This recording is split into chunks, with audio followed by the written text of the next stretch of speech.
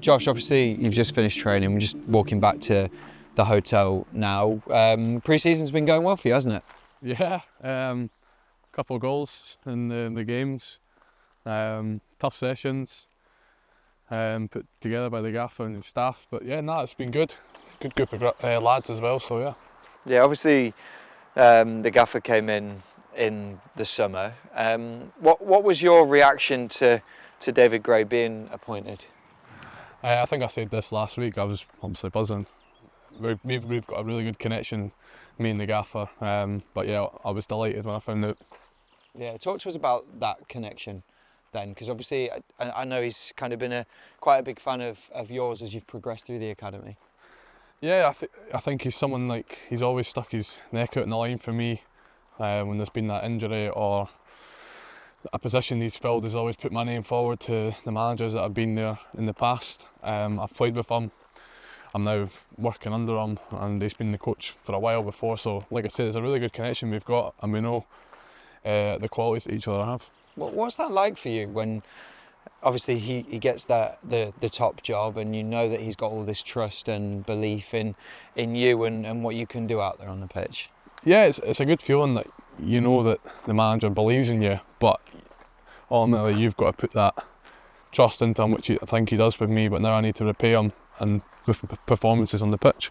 I suppose for you as well, there's that extra element of pressure as well, because he'll be leaning on you a little bit more in terms of maybe responsibility or trying to get messages across, which for you at 24 will be something that you've never really had to do that much before. Yeah, I've always been the young boy in the team over the years, but now I think it's time that he said it to me already. I need to step up a wee bit now.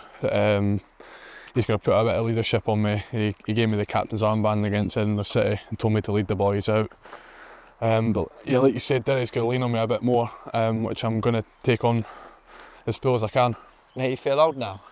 I think I'm getting to that age now, yeah, like you said, 24. But I always feel like I'm the young boy around this place. Since I've came through the door and been around people that are much older than me, I always feel young. But as I said, it's time for me to step up. Yeah, because you played quite a lot, haven't you? Like, since you kind of really broke through and under Jack Ross. I mean, with that amount of experience, you know how of the league and the club, I suppose it's a natural next step, isn't it, taking on that extra responsibility? Yeah, well, I've had a couple of loans. I've played in every league in Scotland, so I know how the leagues work and how the games go. And there's new boys that have came in that don't know in the league, so they can ask me for some experience or some tips and all that for the league if you want now. But like I said, I'm 24. I don't know if that's old or young, but we'll put it in between. Let's talk about those loans then, because David Gray, when he was talking to the press out here, he said that you had to come over some hurdles in your career, and he watched you kind of how you dealt with that kind of adversity. What was that like on loan? Obviously Airdrie and Arbroath. Airdrie was my first loan. I can't remember how. I think I was 17, and that was Neil Lennon sent me out there for experience, and I loved it. I loved every minute of it. I played a lot of games in a different environment from what I was used to, playing with men every day. Yeah. I really found my feet a wee bit in the football, and then I came back, didn't really hit the ground running, played a couple of games for the first team, and then I was told I was going on loan again, which was fine, and I went up a league. I went to the Championship at Arbroath. Yeah. But that loan didn't really work out well for me because I hardly played, and ultimately I just came back to Hibs and concentrated on myself, and then obviously the pandemic hit, and then I was put on loan to Edinburgh City, which was a bit of a drop for me, a bit of reality set in a wee bit. I was down in League Two, but I just thought I need to make this work, so I went out there and I was playing left wing, which one of the positions I hadn't ticked off yet. So I played left wing for Edinburgh City, and I managed to, I think I got double figure goals and a couple of assists, and then obviously the gaffer at the time, Jack Ross, was happy with me and obviously put me a bit of trust in when I came back, and that's when I played. What was that Arbroath loan spell like then? Because obviously you're still a really young lad. That was the first kind of proper adversity you'd probably had in the game.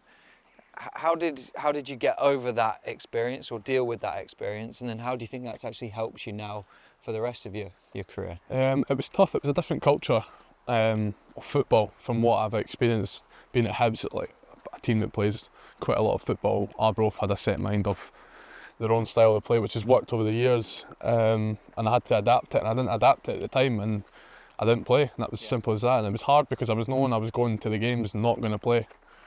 And then it was actually Eddie at the time just said, look, come back and then we'll work on other things, and that's how it was. I suppose you just mentioned Eddie there, obviously one of David Gray's assistant managers or assistant head coaches. It's great having him around as well, because he's someone you've known for such a long time. Yeah, Eddie's been like that sort of head teacher role for me. Has he? Hibs, yeah. Bit naughty when I was younger, put it that way, for when training with the young boys at the time when I was coming in. Set me in from training a few times for a couple of bad tackles and a bit of mouthing off, but nah, he's kept me straight and narrow, and like I said, for the gaffer, full respect for both of them, and they've really helped me along the way. Yeah, you mentioned Edinburgh City and that being like a little bit of a kind of, I guess, reality check for you. When you went into that season, did you think, right, I've really got to make something of myself within this? Because you had a really good year, you scored a lot of goals, and you played in some high pressure, obviously, playoff games for them as well. Yeah, exactly what you said, the reality check, and then I knew that this is it, I need to perform here. And I think the team at Edinburgh City relied on me a wee bit when I started scoring a bit, which was good. I enjoyed that pressure. And as you said, the playoff games were on telly as well. I think that was like the first time I played on telly. So it was nice. Obviously didn't get up with them, which was gutting, but yeah, that loan I think was a make or break for me, and hopefully it did. It helped for me. Yeah, and then obviously at Hibs you had a kind of little bit of taste of kind of senior football that followed, and correct me if I'm wrong here, but your first actual start, wasn't it, was against Rangers in the Premier Sports Cup semi-final. I mean, what an experience that is for your first proper start. Yeah, so originally it was actually meant to be Ross County the week or 2 weeks before it, but that was the COVID game, right? COVID game, yeah, everyone got COVID. So obviously Jack Ross told me the night before that was playing, he was like, tell your family to come up because you're going to play. It's going to be your first start in the league. So I was absolutely buzzing, and found out I had call banging on my door at 7:30 in the morning saying, look, you need to do a test now. There's been a couple positive cases, and I was gutted. My dad and my mum know how gutted I was at the time, because I thought that was my chance. It's gone, but thankfully Jack said to me, he was like, look, doesn't matter what's going to happen, you'll play no matter what in the next game. And the next game was the Rangers game, and it was the best moment. What was that like for you? Because Jack was obviously a very experienced manager. He's put a lot of faith in you as a young lad, when ultimately you haven't really played that many kind of senior games. Yeah, well, you can say it's a bit ballsy from Jack to stick someone who's got no experience in a big game like that, but he told me what my job was that night, and I think I'd done it quite well. And then, like I said, that's probably the best moment in Hibs' career for me, that game, especially when you've got all your pals and your family in the stand. It's a great feeling, that. Yeah, and obviously you've kicked on from there, but we kind of mentioned a little bit of adversity. There have been challenges along the way during your kind of senior career at Hibs. What's it like as a Hibs fan? Does the shirt, because you're a supporter, does it weigh slightly heavier? You could say that, yeah. It means a lot more when things are not going as well, and maybe sometimes I show too much emotion when I'm hurting, which can affect performances, which it may have done over the past. But now I'm learning to deal with that.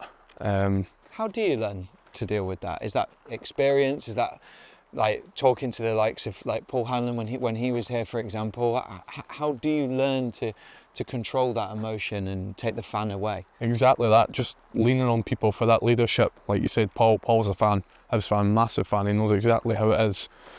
So you lean on those people to ask for some advice, who have been there through the whole years they know the pain, and they know the good times will come as well. So just leaning on people there, and obviously the gaffer as well was massive for me. He really helped me overcome those hurdles. And like I said, it's just credit, and then it's good that you've got people at the club that you can lean on for the advice for like that. I was going to ask how the gaffer had helped you through that like difficult spell. Everyone knows what social media is like, and it has its real benefits, but also has like huge disadvantages when it comes to professional footballers. And when things are going kind of against you online, I suppose the gaffer is a good person to speak to around that because of his experience.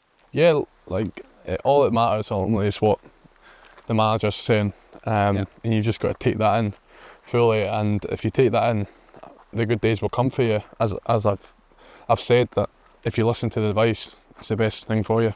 Yeah, and I mean 2 years ago, you had an absolutely stellar season, scoring goals, hat tricks. I suppose coming to the upcoming campaign now, that's something that you'll be wanting to do again. Yeah, so obviously last year my season was affected with injury, and I wanted to continue that goal scoring from the, like you said, 2 years ago. Yeah. But this year it'll be the same. I want to go for goals and assists. I want to add numbers to my game, and I think I've started that already with two and two in the pre-season games, and I want to do that for the next game coming. Yeah, the gaffer was talking in the press, and he was basically saying that because of the numbers that you've recorded in pre-season, the numbers you consistently, in terms of like physical output that you've had over the last kind of 2-3 years, he set you a challenge now to get in the box or be in that photo every time a goal's scored. But then if we concede a goal, you need to be in the photo again at the other end of the pitch. I tell you what, you must have some engine to be up and down all the time. Yeah, well, that's what I've got. I'm just a young boy who just loves running about for the club that I play for. Simple as that. Yeah, he mentioned that about being in the picture of all important things happening in the game, goals for and against, because he knows I can get up and down the pitch, and some of the teammates can rely on that, and I'm happy to run past people to put a tackle on or to get into the box. Where does that fitness come from? Is it just like a natural thing? Is it something that you've specifically wanted to work on? You've just always been a lively guy? I actually used to do cross country when I was younger at school. Okay. So quite a lot of long distance running. Maybe my dad as well, he played a lot of sport. He was quite fit as well, so maybe it's just something in the line. Yeah, I always say you never know how to take rumours, and one came to me the other day, and it was during COVID. And obviously everyone knows during COVID the players went away, you were all given your own individual programmes and stuff to work on, and you saw yours, you did yours, but then you did tons of extras on top of that to almost prepare you for when football returned. Is that accurate, or is that sort of people building you up a little bit too much? I hate being told what to do for running because I've got my own idea of what I need to do. Yeah. So I wasn't posting anything on the Strava it was at the time, and then my phone started blowing up and it was like Eddie chasing me saying, you've got to start posting some runs because it looks like you're doing nothing. And then one day I just went out and just done this mad 20k run and it just shut everyone up. I was like, I can't be bothered with this. I could absolutely do it. Yeah, I was like, just leave me alone. I'm doing it, I'm just not posting it. Nah, I love that. Obviously, we've kind of touched upon it this year, and I don't want to keep you too much longer, but obviously you've got kind of huge ambitions in your career and for Hibs, and you'd love to have great success with us. What does a good year in your eyes look like for you? A good year for me would be to play or be involved in every game possible. I want to get double figures for goals, double figures for assists if I can, possibly. Obviously, a cup for this club would be the biggest thing in the world. Everyone knows that success is unbelievable at this club, and if you can bring that back, it'll be, I've said that to a few boys that have came in, it'll be the best feeling in the world. I've witnessed it in the stand on that day in May, and I really want to be a part of it as a player. Absolutely, I think that's a perfect way to end. Josh, thank you very much. Cheers.